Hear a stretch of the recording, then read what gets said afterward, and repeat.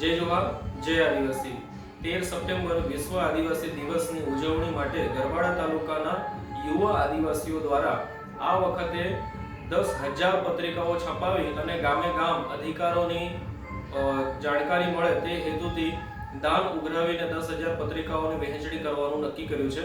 તો ગરબાડા તાલુકાના દરેક ગામડાઓના યુવાનોને વિનંતી કરીએ છીએ કે કરણભાઈ કટારા, જેમનો મોબાઈલ નંબર તમને સ્ક્રીન પર દેખાશે, એમનો કોન્ટેક્ટ કરી અને તમારા ગામની પત્રિકાઓ લઈ જઈ અને ગામે ગામ ઘરે ઘરે વહેંચણી કરવા તથા શાળાના માધ્યમથી પણ વહેંચણી કરવા માટે વિનંતી કરીએ છીએ, જેથી કરીને આવનાર સમયમાં આપણી જે પણ આદિવાસી સમસ્યાઓ છે, હક અધિકારો છે, જે પણ માંગણીઓ છે તે વિષયમાં જનજાગરણ આવી શકે અને આપણો જે આદિવાસી છે પોતાના હક અધિકારો જાણે અને સમાજમાં પોતે એક જાગૃત નાગરિક તરીકે પોતાની માંગણીઓ માટે લડાઈ લડવા માટે તૈયાર થાય।